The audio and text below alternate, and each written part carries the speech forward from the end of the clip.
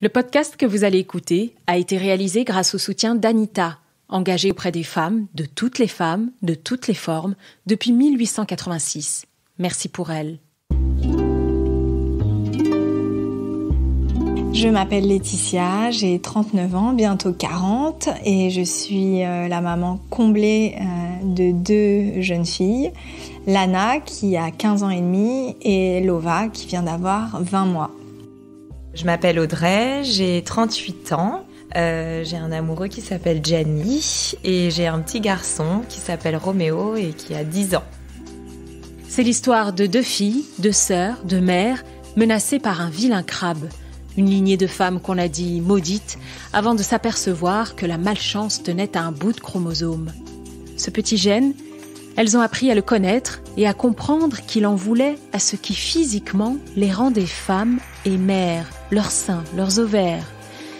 Il paraît qu'on ne naît pas femme, qu'on le devient, mais comment on le reste et à quel prix ?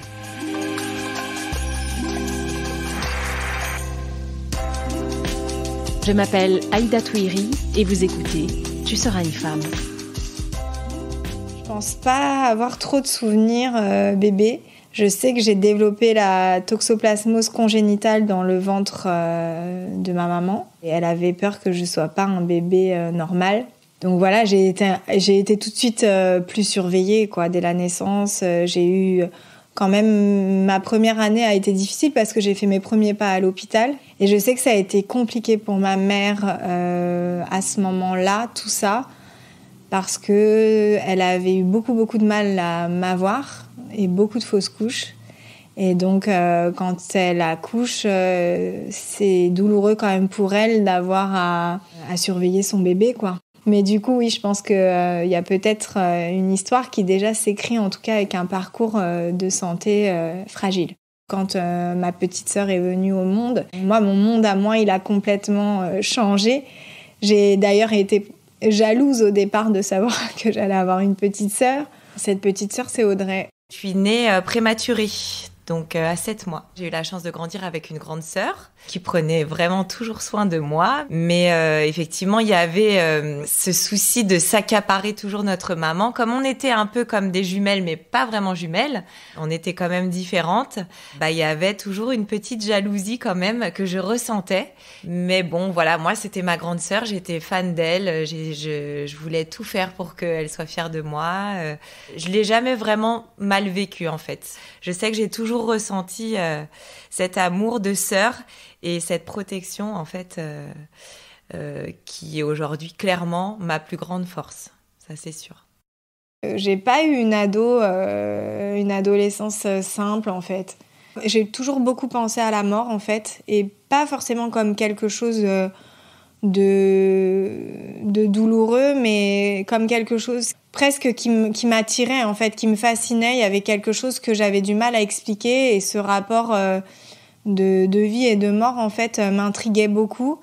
Et j'avais beaucoup entendu parler, évidemment, de mon oncle qui était décédé à l'âge de 33 ans, donc d'un lymphome hodgkinien. Et donc, évidemment, on parlait beaucoup du cancer déjà. Et donc, je faisais un raccourci, en fait. Pour moi, la mort, c'était le cancer, déjà. En fait, j'envisageais même pas d'autres types de mort, en fait.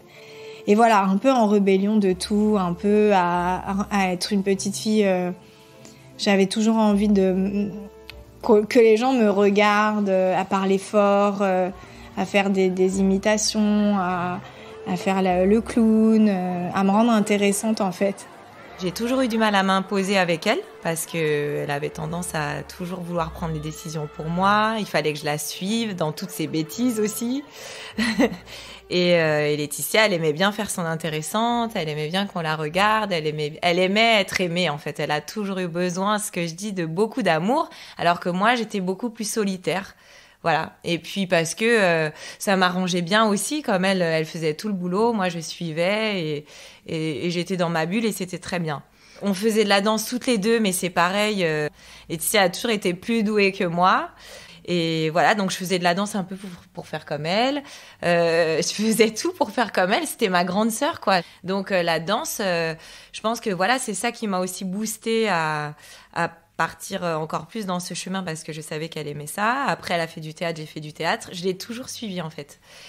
Moi, j'étais quand même beaucoup la petite qu'on protège. Et c'est vrai que Laetitia, elle s'est toujours beaucoup émissée dans la vie de notre maman. Beaucoup plus. Elle aimait tenir ce rôle de petite maman pour moi. Et elle était, oui, très en fusion avec ma mère. Et même dans ces histoires amoureuses, parce que ma mère a eu... on a eu quand même 2 divorces, voilà, donc un beau papa, ensuite un petit frère qui est arrivé. Et c'est vrai que Laetitia, elle a toujours été plus complice de tout ça avec ma maman et beaucoup plus mature que son âge en fait. On n'a que 18 mois d'écart, mais elle a toujours été très mature.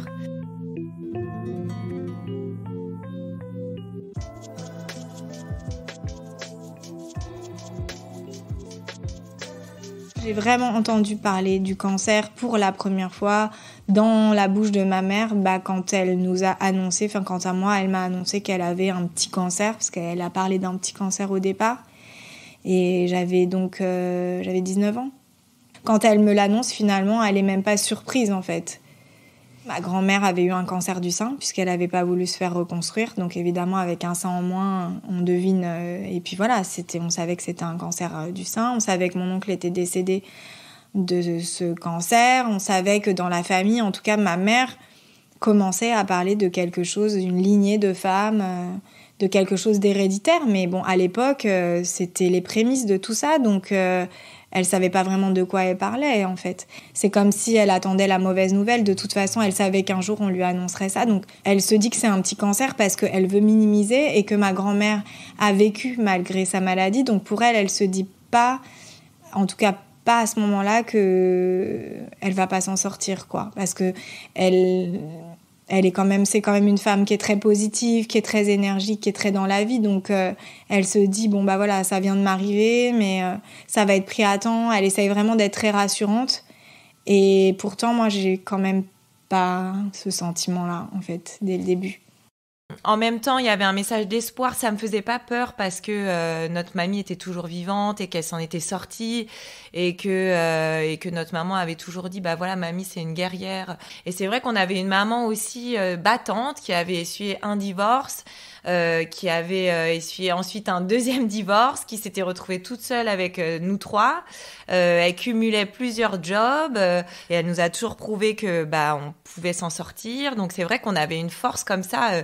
J'avais l'impression que tout était surhumain chez nous, qu'on était protégés par quelque chose, ou du moins qu'avec de l'envie et du courage, on pouvait tout surmonter. Donc à cette époque-là, en tout cas moi, je n'en ai pas peur.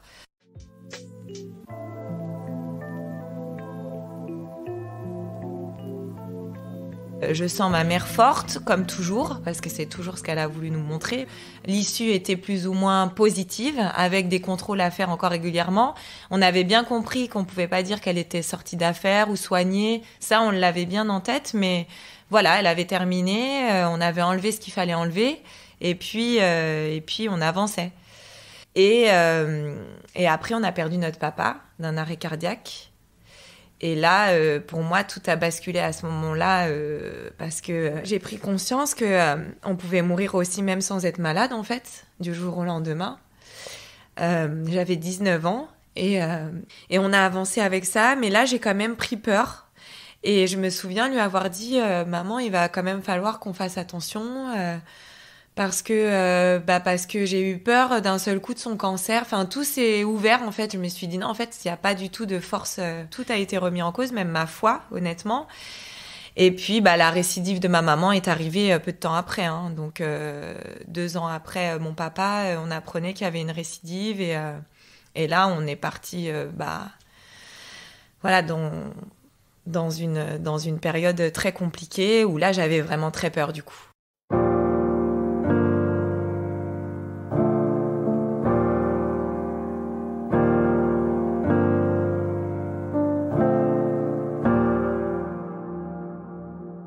Pour ma mère, c'était clair, c'était pas juste une malédiction.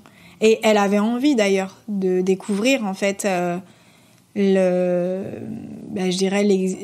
l'origine en fait de ce mal. C'est-à-dire que pour elle, c'était pas juste, on n'est pas une famille maudite. Il y a forcément une explication en fait à tout ça. Et c'est d'ailleurs elle qui en parle dans les premiers temps à son cancérologue en fait, en lui disant mais écoutez, c'est quand même pas possible. Comme si en fait elle savait aussi que c'était elle qui allait écrire l'histoire. Voilà, pour elle, c'est à elle de prendre le dossier, de prendre les choses à bras-le-corps pour identifier en fait ce qui permet d'expliquer le fait que cette histoire se répète en fait. Pour elle, la suite logique, c'est moi j'ai 2 filles, comment est-ce que je les protège ? C'est-à-dire moi, ce qui m'arrive aujourd'hui, je veux pas que ça leur arrive. Donc, de toute façon, à chaque fois, il n'y a pas une consultation parce que je l'ai accompagnée dans son combat pendant plus de 5 ans. Et à chaque fois j'étais là, il n'y a pas une fois où elle n'est pas sortie du cabinet en disant et qu'est-ce qu'on fait pour mes filles en fait ? Qu'est-ce que vous comptez faire pour mes filles et qu'est-ce qu'on peut mettre en place pour mes filles et comment est-ce qu'on peut savoir. Et elle voulait savoir avant que le cancer finalement n'arrive dans nos vies en fait à nous. Et là on a commencé à lui dire effectivement que y avait des tests génétiques qui permettaient d'identifier des mutations BRCA d'un gène défaillant. Et donc, du coup, quand on propose ce test à ma mère, on propose de me tester en même temps, donc en étant indemne. Donc, il est forcément au départ effectué sur une personne malade. Et ensuite, on peut proposer aux générations qui suivent, en fait, d'être testées. Et nous, on le fait ensemble, en fait. Voilà, elle demande pour moi, et donc c'est moi qui suis testée avec elle. Et donc, on apprendra qu'elle est donc évidemment porteuse de cette anomalie. Et qu'elle doit aussi donner l'information à ses frères et sœurs, donc ils sont 7 dans la famille, donc ce qui n'est pas forcément pris comme quelque chose de très positif pour tout le monde, parce que tout le monde ne voulait pas forcément savoir, donc c'est pas évident, mais on apprend donc pour moi aussi que je le suis, et donc je suis enceinte, donc je vais effectivement donner la vie à cette petite fille, tout en sachant que j'ai plus de 80% de malchance en fait de développer un cancer du sein et ou des ovaires au cours de ma vie.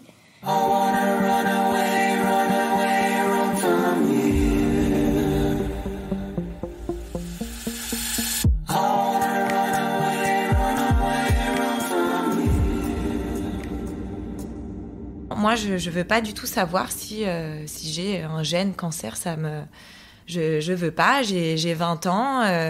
De toute façon, voilà, je suis pas concernée tout de suite a priori parce que je savais que on pouvait faire un cancer jeune, mais que 20 ans c'était beaucoup trop tôt. Et je me sentais pas capable de faire ça. J'avais mes études, j'avais la danse, j'avais vraiment pas envie de me mettre là-dedans. Et je me suis toujours dit, je suis pas comme ma mère, moi je ressemble plus à mon père. J'avais une admiration folle pour mon père, même si ma mère, c'est mon tout, hein, c'est ma vie, c'est ma reine pour toujours. Et du coup, je lui ai dit non. Elle m'a dit, d'accord, pas de problème, tu prendras le temps qu'il faudra, y a pas de souci. J'ai pas pris conscience tout de suite que c'était grave, que... Voilà. Et puis, au fur et à mesure de la maladie qui se dégradait, je me suis dit, non, c'est quand même un mauvais gène. Et puis là... la maladie, les chimios, parce que là, le deuxième cancer était beaucoup plus agressif. On a vu notre maman perdre tous ses cheveux, très malade, des chimios très fortes, des mauvaises nouvelles sur mauvaises nouvelles qui s'enchaînaient, pas de pause, pas de répit. On enchaînait les rendez-vous. Et là, moi, j'étais beaucoup plus présente, je vivais avec elle. Donc forcément, là, pour le coup, le deuxième, je l'ai complètement accompagnée. J'ai tout vécu avec elle.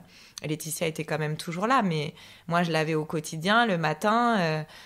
voilà quoi, perdre des cheveux sur l'oreiller, tout ça, j'ai vécu le deuxième vraiment. Et là, je me suis dit, oula, le fait d'être en immersion dans ce cancer quelque part avec elle m'encourage quand même à me dire, voilà, il faut vraiment que je sache. Au moment où je fais le test, je me dis, ah mince, et moi si on me dit que je l'ai pas. Et là, d'un seul coup, j'ai eu un petit coup de panique quand même en me disant, finalement, je crois quand même que je serais un peu contente si on me dit que je l'ai parce que je me sentirais pas mal auprès de ma sœur après de me dire, elle vit avec ça et moi, en fait, je suis bien, quoi. Donc, je fais le test. Au moment où je fais le test, ma maman était là, Laetitia était là et tout ça. Et Laetitia n'arrêtait pas de me dire, toi, tu vas voir, tu l'auras pas. Et puis, ça m'énervait quelque part, ça m'agaçait aussi. Au final, je me souviens encore le jour où elle me dit, tu vas voir, et c'est trop bien parce que tu l'auras pas, et je suis sûre que tu l'as pas, et c'est pour ça que je t'ai encouragée à le faire. Elle me disait ça. Et dans ma tête, je me disais, non, mais moi, quand même, là, c'est horrible si je sors de là en me disant, je l'ai pas. Et puis au final, je suis porteuse du gène aussi. Et je me souviens avoir regardé Laetitia et ma maman et dit, je suis comme vous, quoi. Et finalement, j'étais quand même quelque part un peu contente d'être comme elle. C'est très étrange parce que je pense qu'à ce moment-là, je réalisais pas encore que c'était grave.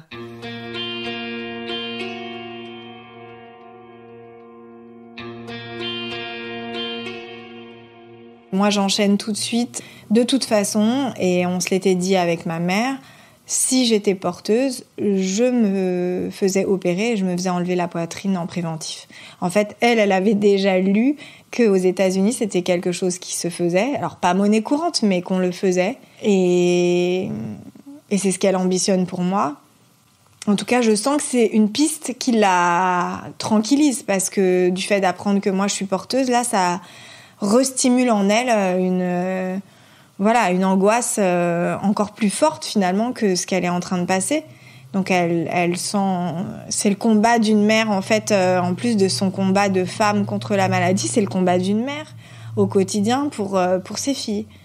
Et donc elle se dit c'est à Laetitia qui est l'aînée de prendre les devants et avant que ça lui arrive, bien avant. Donc pour moi, elle me dit que j'ai pas de temps en plus.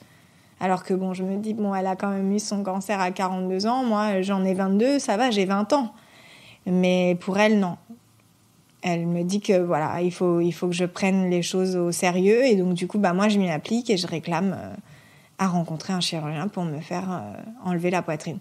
Comme ça, je risque plus rien. Je l'ai toujours formulé, j'ai dit, je suis prête à tout faire, à tous les sacrifices pour ne pas développer la maladie. Voilà.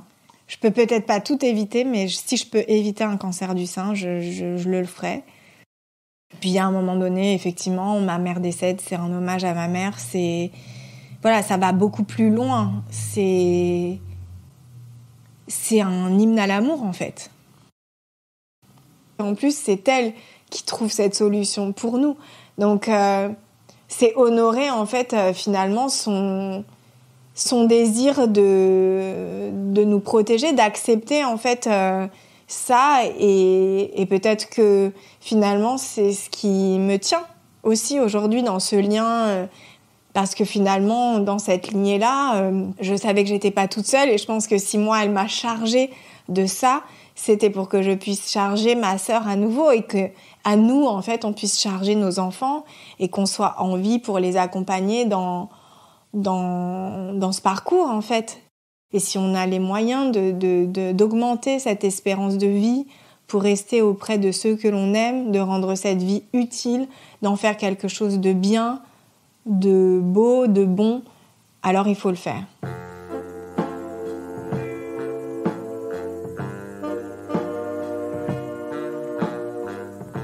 Quand j'y vais sans savoir vraiment à quoi m'attendre. Et même si on m'a raconté un certain nombre de choses, parce que j'ai dû aller voir un psy pendant 6 mois pour me préparer à l'intervention, j'arrive pas tellement à comprendre quand on me dit vous sentirez plus rien.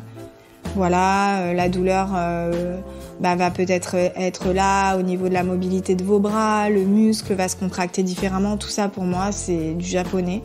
Enfin clairement je comprends pas. Je pars, un peu angoissée, c'est sûr, mais de façon très raisonnable et raisonnée, en fait. Après, c'est le réveil.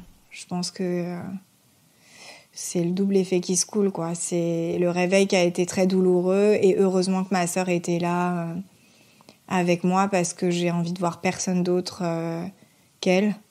Je pense qu'il y a personne d'autre qu'elle qui peut comprendre. Elle s'occupe de moi. Je me souviens, même mes cheveux, elle va m'acheter des vêtements pour cacher mes hématomes avec des t-shirts qui couvrent. Il y a qu'à elle que je veux vraiment montrer le résultat. Et en même temps, Il y a qu'avec elle aussi que je me force à faire des efforts parce que j'ai pas envie, en fait, finalement, qu'elle soit terrorisée. À ce moment-là, je sais qu'elle est porteuse aussi de ce mauvais gène et je sais que elle devra se faire opérer. Et donc, je veux forcément aussi retenir un petit peu de ce que je vis pour pas la marquer. Mais bon, c'est tellement difficile que je pense qu'elle comprend bien que de toute façon, c'est compliqué. Et puis, elle voit aussi le résultat. Je voudrais hurler, j'ai pas de cris qui sortent. Enfin, on se sent quand même très diminué, très fragilisé. Alors encore plus quand c'est la poitrine, parce que d'un point de vue en plus esthétique, c'était très compliqué pour moi, cette représentation que j'avais de mon buste, de ma sexualité, de tout ça. Mais voilà, il y a une espèce de rage de vivre, quelque chose aussi qui parfois nous met un peu en colère et qui fait qu'on doit transformer en fait cette énergie qui doit pas nous pourrir la vie. Au contraire, on doit faire une transformation de cette énergie en quelque chose de fort, quoi, comme presque comme un pouvoir en fait.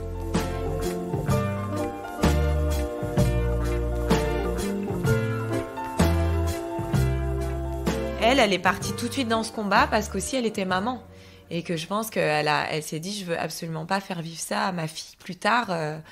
Enfin, je veux pas être malade, je veux pas de chimio, je veux pas tout ça, et je veux pas qu'elle vive tout ça. Donc Laetitia, oui, suite à ça, elle s'est lancée.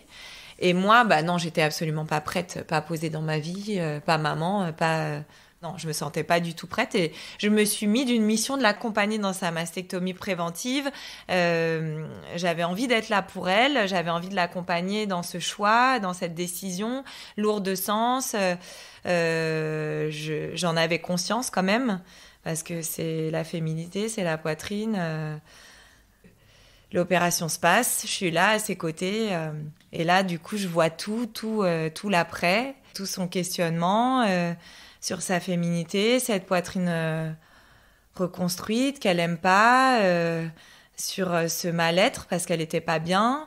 En fait, elle disait même pas qu'elle s'était fait refaire la poitrine parce que c'était pas vrai, c'était pas ça, c'était pas une simple prothèse, enfin pose de prothèse. Du coup, elle en parlait pas. Même quand je me suis fait opérer, j'ai pas du tout dit que j'allais me faire opérer. C'était quelque chose que je voulais vivre en sous-marin. Parce que je pense qu'on a déjà le sentiment d'être entaché. En fait, quand l'histoire se répète, on se dit quand même, vous avez pas de peau dans la famille. Enfin, il y a ce genre parfois de phrases hyper maladroites où tu te dis, bon, en plus, là, maintenant, je vais la raconter alors que je ne suis pas malade, que je vais me faire enlever la poitrine. Au départ, je me suis dit, non, beaucoup trop compliqué. J'avais vraiment pas envie que les gens rentrent de quelque façon que ce soit, en fait, dans une réflexion, en fait, avec moi. Je savais ce qu'il fallait que je fasse et j'avais pas forcément besoin de leur appui, encore moins de leur crédit.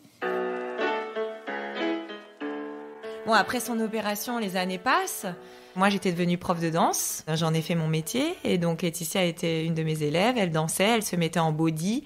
Et je voyais que ça la gênait, qu'elle pouvait pas mettre tous les bodys, qu'elle était mal à l'aise dans ses mouvements. Je voyais qu'elle dansait plus pareil qu'avant. Tout ça, dans sa gestuelle et tout, il y avait des choses qui avaient changé. Je le voyais, mais je lui disais pas. Et puis, voilà, dans les costumes, des spectacles, à chaque fois, c'était une prise de tête. Ça n'allait pas. Il fallait, ajuster à chaque fois les hauts pour elle. Enfin, tout ça. Et puis, je rencontre mon grand amour, Gianni. Je lui explique toute l'histoire. Évidemment, lui n'a pas connu ni ma mère ni mon père. Il arrive dans cette histoire de famille. Il faut quand même que je lui en parle à un moment donné. Puis il rencontre Laetitia, forcément, qui lui raconte son histoire. Je deviens maman à mon tour aussi. Du petit Roméo. J'étais très contente que ce soit un garçon. Et je pense inconsciemment quand même en me disant que, il y a moins de risques sur les garçons, donc tant mieux. Voilà. Au moment où Roméo naît, je me souviens très bien cette responsabilité qui arrive d'un seul coup. Et là, je prends conscience tout de suite que, attention, je dois faire le nécessaire pour aussi que lui ne souffre pas et surtout ne vive jamais ce que moi j'ai vécu avec notre maman. Le cheminement a commencé à ce moment-là, mais il n'était pas encore complètement fait. Bon, après vient l'annonce d'Angelina Jolie à la télé. Un matin, j'ouvre la télé et je vois Angelina Jolie qui raconte son histoire. Et là, la même histoire que la nôtre, quoi. C'est dingue. J'appelle Laetitia tout de suite. Laetitia, Angelina Jolie, elle est comme nous. Elle a parlé, il faut que tu parles, ça y est, il faut que tu le dises, il faut que t'en parles. Et je lui ai dit, elle a fait comme toi et tout, mais tu te rends compte et je lui dis, c'est bon, il faut que tu parles, il faut que tu le dises maintenant. Et puis voilà, la parole de Laetitia s'est libérée comme ça. Elle a commencé à en parler beaucoup dans les médias. Je sentais que ça lui faisait un bien fou. Enfin, il y a vraiment un avant, un après, quoi.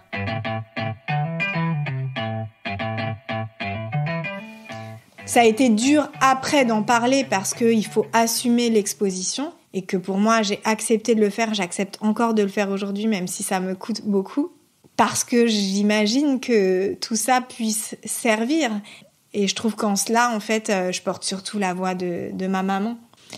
Le combat, il est vraiment de démystifier le tabou qu'on peut avoir aujourd'hui au sein des familles qui sont touchées à plusieurs reprises par des cancers, et ce de façon très violente et aussi très précoce. Et en fait, le cancer, c'est pas qu'une histoire finalement de maladie sur une population vieillissante, c'est aussi une histoire d'anomalie génétique et effectivement de prédisposition.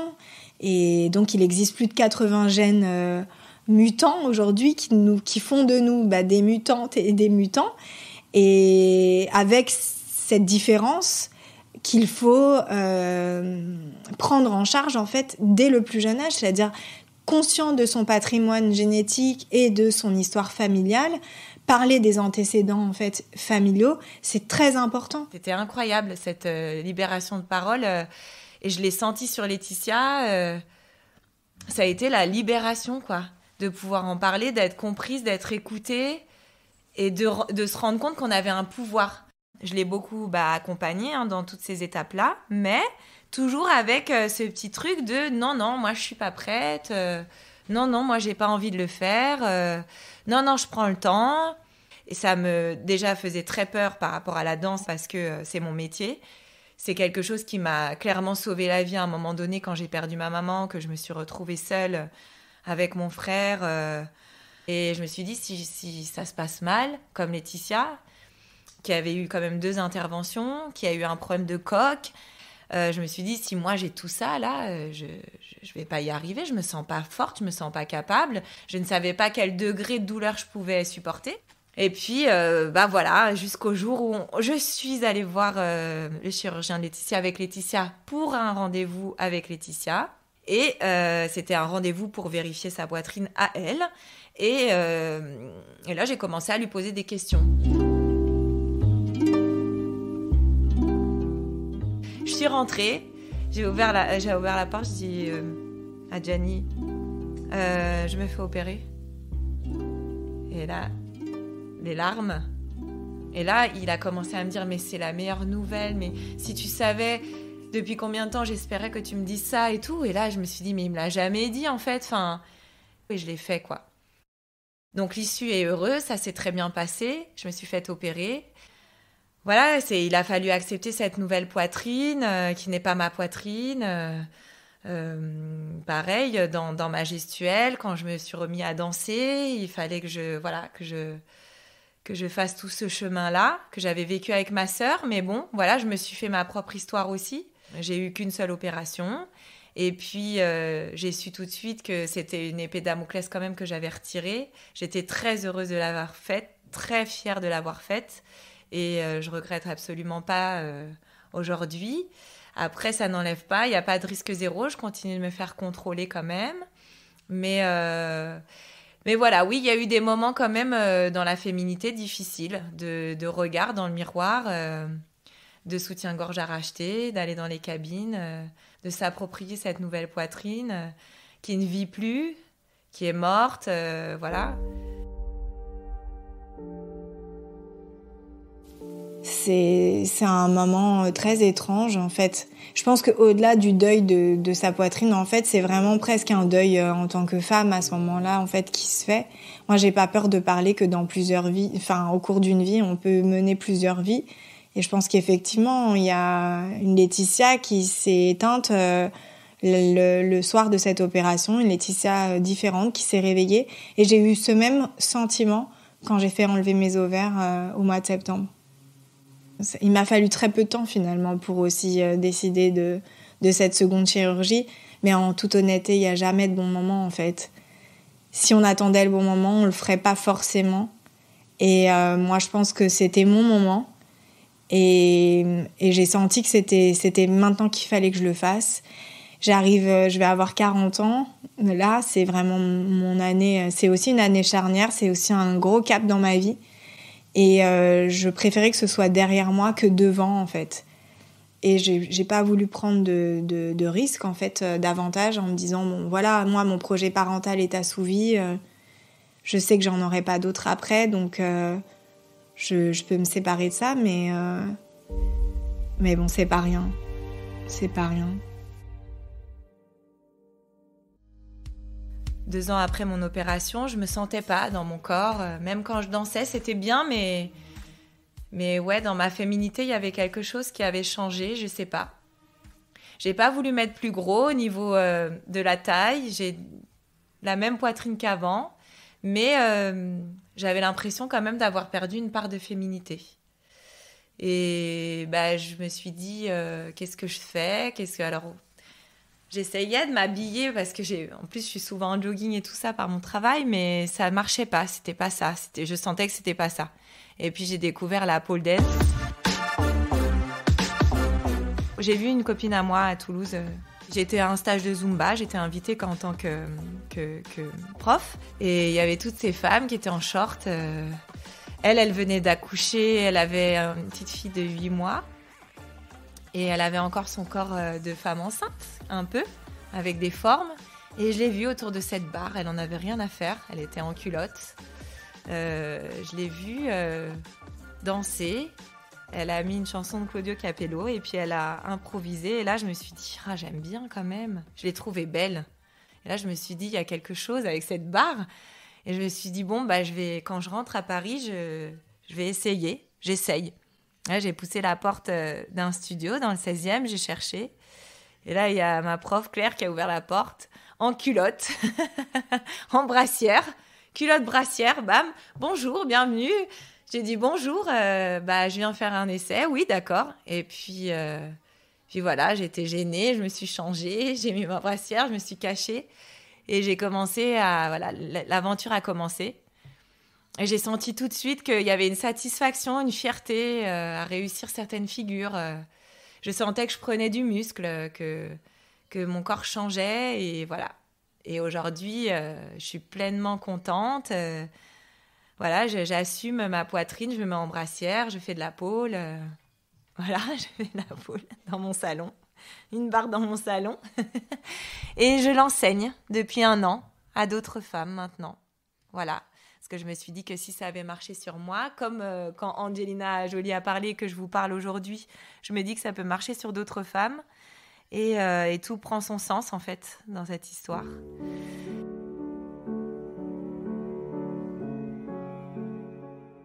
Aujourd'hui, je ne sais pas si elles sont porteuses ou non, mes filles, de cette mutation.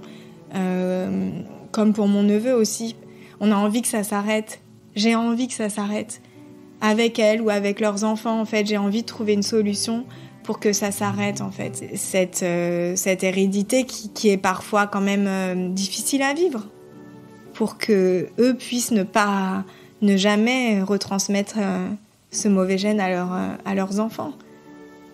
Et je pense que grâce à cette association Génétique Cancer, grâce au financement de la recherche en France, grâce à tout ce qu'on va pouvoir continuer de subventionner comme progrès, comme avancée thérapeutique, on va y arriver, je le sais.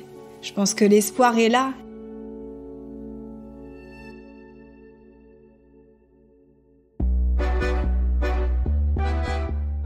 Merci à Laetitia et Audrey qui m'ont parlé à cœur ouvert de leur histoire.